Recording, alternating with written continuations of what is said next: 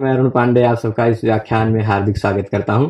मित्रों, हम UGC net JRF के पाठ्यक्रम के अनुसार या यूपी पीजीटी या अन्य किसी भी परीक्षा में जहां पर कारक प्रकरण सिद्धांत कौमुदी के अनुसार अध्ययन करना, उसके अनुसार हम कारक प्रकरण के छोटे छोटे वीडियो में अध्ययन कर रहे हैं। ज्यादा बड़ा लंबा व्याकरण का क्लास इसलिए नहीं रख रहे हैं क्योंकि व्याकरण कोई व्यक्ति ज्यादा देर तक सुनकर स्थिर नहीं रख सकता है, तो इसलिए छोटे छोटे वीडियो में हम व्याकरण का अध्ययन कर रहे हैं। उसमें से आज हम तथा युक्तम चानीप्सितम यह सूत्र पढ़ेंगे। इससे पहले हमने कर्तुरीप्सिततमम कर्म पढ़ा है और कर्मणि द्वितीया सूत्र पढ़ा है। कर्तुरीप्सिततमम कर्म सूत्र से कर्ता का ईप्सिततम जो होता है वह कर्म कहलाता है, ऐसा बताया गया।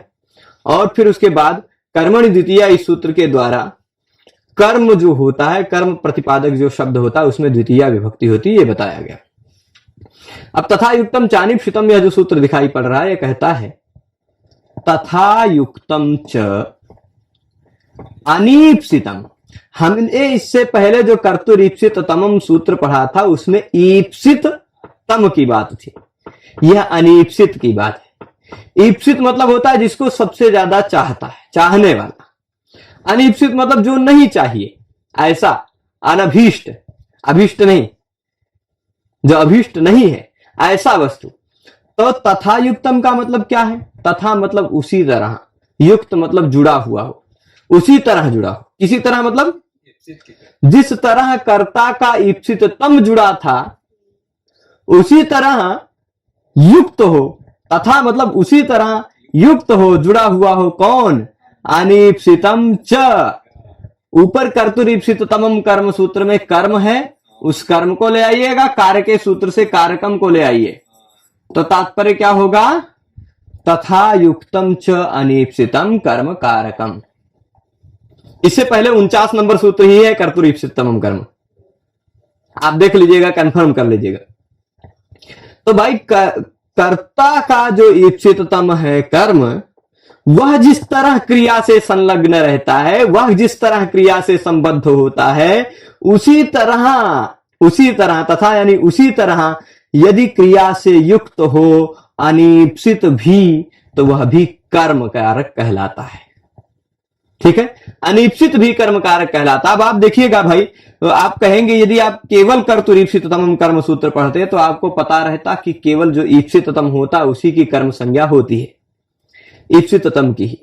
तो अब जो अनीप्सित है उसकी कर्म संज्ञा नहीं हो पाती, कुछ ऐसी दिक्कतें आती। तो जैसे देख लीजिए, ये क्या कह रहे? तथा का तात्पर्य क्या दे रहे हैं?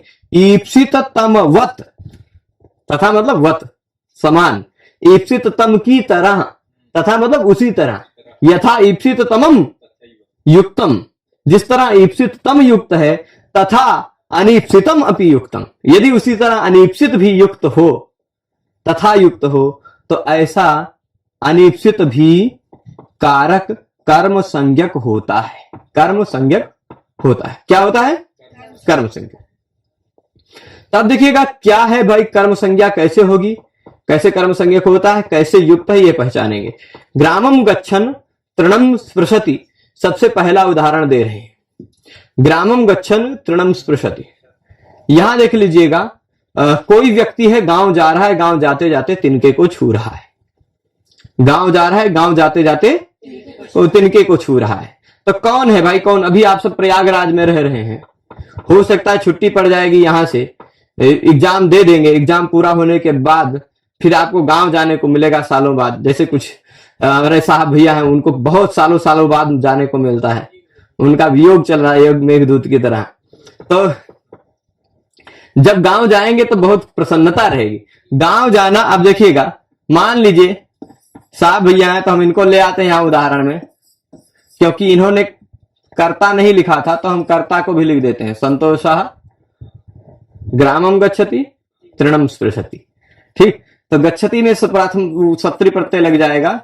संतोषः, यहां ग्रामम छूट गया, ग्रामम को लिखते हैं पहले। संतोषः ग्रामम गच्छन। अब यहां ग्राम, चलिए गांव में अभी क्या है, हम अभी कर्म संज्ञा और विभक्ति नहीं लगाते हैं, बाद में थोड़ा समझा के लगाएंगे, है ना। ग्राम गच्छन, अब फिर इसके बाद तृण स्पृशति। अब आप समझेंगे संतोष जी को ईप्सिततम क्या है? गांव जाना है ना। तो करता है संतोष जी, यहां दो दो क्रिया कर रहे हैं, एक तो गमन क्रिया कर रहे हैं, एक तो स्पर्श क्रिया कर रहे हैं, टच, है ना। अब इनका गमन क्रिया के द्वारा ईप्सिततम क्या है? गांव, गांव जाना ना। तो ईप्सिततम है कि नहीं है? ईप्सिततम है। कर्तुरीप्सिततम कर्म से कर्म संज्ञा हुई, कर्मणि द्वितीया से हमने द्वितीया लगा दी, अम प्रत्यय लगाए, अम का मां बचा, मां को मोनुस्वारा से अनुस्वार कर दिया, ठीक है। मतलब वो द्वितीया विभक्ति ग्रामम बन गया। यहां तक तो हो गई। पर जिस तरह गमन क्रिया से ग्राम संबद्ध है, उसी तरह स्पर्श क्रिया से तिनका भी संबद्ध है। पर आप बताइए, क्या संतोष जी का तिनका ईप्सित है या ईप्सिततम है? अनीप्सित है ना। तिनका अनीप्सित, उनको ईप्सित नहीं है, इष्ट नहीं है। तो वह, पर भले ही यह तृण अनीप्सित है, पर तथा युक्त है। तथा युक्त मतलब जिस तरह ग्राम क्रिया से संबद्ध है, उसी तरह ये भी युक्त है इस स्पर्श क्रिया से, है ना। उसी तरह संबद्ध होता, उसी तरह अन्वय हो रहा है ना। तो इस तृण की भी कर्म संज्ञा होगी, पर ईप्सिततम से नहीं, क्योंकि यह ईप्सिततम है ही नहीं। तो तथा युक्तम चानीप्सितम से इसकी कर्म संज्ञा हो जाएगी, और कर्म संज्ञा होने के बाद ये कर्मणि द्वितीया से इसमें भी द्वितीया विभक्ति लगी। अब आपको इस उदाहरण में दो दो द्वितीया विभक्ति के उदाहरण मिल रहे हैं, ग्रामम और तृणम। पर आप जानते हैं कि इनका गांव जाना ईप्सिततम है, पर तिनका का छूना ईप्सित नहीं है, अनीप्सित है। तो किसमें अब पूछा जा सकता है कि ग्रामम गच्छन तृणम स्पृशति इत्यत्र ग्रामम पदे केन ग्राम इत्यस्य कर्म संज्ञा केन सूत्रेण, ऐसा पूछ ले।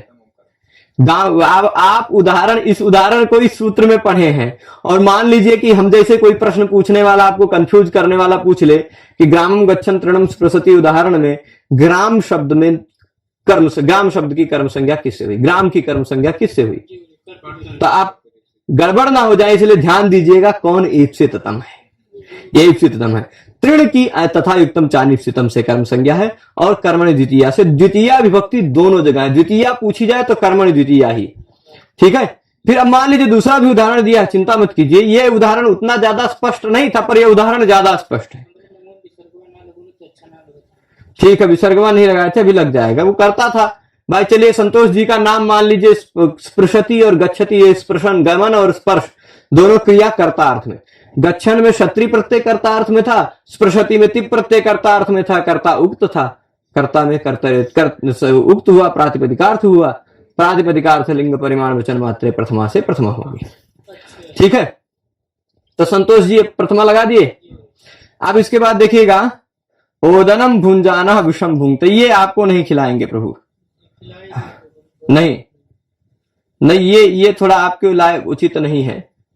तो मान लीजिए कोई, नहीं आपको नहीं खिलाएंगे। कोई व्यक्ति है, उसको पता नहीं है, उसके भात में जहर मिला दिया गया है ना। अब वो भात खा रहा है, उसके साथ साथ जहर भी खा रहा है ना। अब देखिए, मान लीजिए कोई राजा है, राजा ही खा रहा है, क्योंकि पहले के समय में राजाओं को ही, हाँ, तो राजा, मान लीजिए राजा है, राजा ओदनम भुंजाना सानच प्रत्यय है, शानच प्रत्यय लगकर भुंजाना, फिर उसके बाद विषम भूंगते, ठीक है, भूंगते। अब देख लीजिए, यहां पर आप देखिए दोनों चीजें हैं, ओदन और विष, भोजन क्रिया दोनों जगह है ना। अब राजा का भोजन क्रिया के द्वारा ईप्सिततम क्या है? ओदन है कि विष? ओदन है ना। राजा का भोजन क्रिया के द्वारा ईप्सिततम है ओदन। तो कर्तुरीप्सिततम कर्म से ओदन कर्म संज्ञा होगी। ओदन जो राजा की थाली में रखा हुआ, उसकी कर्म संज्ञा होगी, ओदन शब्द की नहीं। पर उस ओदन जो थाली में रखा हुआ है, उस ओदन शब्द, उस ओदन अर्थ का प्रतिपादन करने के लिए ओदन शब्द है, उस ओदन शब्द से कर्मणि द्वितीया सूत्र से द्वितीया विभक्ति लगा देंगे तो ओदनम हो गया। ओदनम हुआ ना, राजा ओदनम भुंजाना। पर अब बताइए, जिस तरह ओदन खा रहा है, जिस तरह भोजन क्रिया के साथ ओदन संबद्ध है, उसी तरह भोजन क्रिया के साथ विष भी संबद्ध है ना, तथा युक्त है ना। पर तथा युक्त होता हुआ भी यह विष कैसा है? अनीप्सित है, ईप्सित तम नहीं।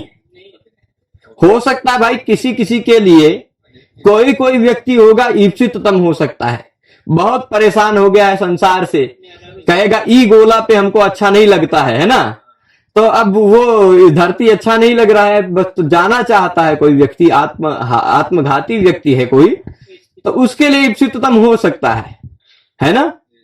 मुमूर्षु, वह मुमूर्षु है, मरना चाहता है, उसके लिए ईप्सिततम भी हो सकता है।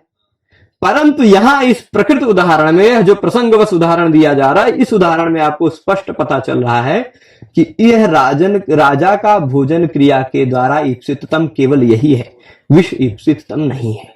विष अनीप्सित है, तो अनीप्सित होने के कारण तथा युक्तम चानीप्सितम से इसकी कर्म संज्ञा और कर्मणि द्वितीया से द्वितीया विभक्ति लग जाएगी। तो अब देखिएगा, सारे जगह पर ऐसे और भी उदाहरण हो सकते हैं भाई, है ना, बहुत सारे उदाहरण बना सकते हैं, जहां जिस तरह कर्ता का ईप्सिततम यानी जो मुख्य कर्म है वो जिस तरह क्रिया से संबद्ध है, उसी तरह कोई अनीप्सित भी, अनभीष्ट भी, जो बहुत ज्यादा जरूरी नहीं है, ऐसा भी कोई उसी तरह क्रिया से संबद्ध रहे तो वह भी कर्म होता है तथा युक्तम चानीप्सितम सूत्र से, और फिर उसमें भी कर्मणि द्वितीया सूत्र से द्वितीया विभक्ति का विधान होता है। ठीक है, तो इस सूत्र का निष्कर्ष समझ गए। तथा युक्तम च अनीप्सितम, अनीप्सित की कर्म संज्ञा करता है। यहां पर भी आप देखेंगे तो कर्म और कारकम की अनुवृत्ति आती ही है ना। तथा युक्तम च अनीप्सितम कर्म कारकम, ये कारक का सूत्र है, कारक का सूत्र है, विभक्ति का नहीं। ठीक है, तो चलेगा, इस पाठ में इतने पे ही रखते हैं। सभी लोग जुड़े रहे उसके लिए सभी को बहुत बहुत धन्यवाद। हम आप सबसे फिर मिलेंगे अग्रिम सूत्र के साथ, तब तक के लिए धन्यवाद। नमः संस्कृताय।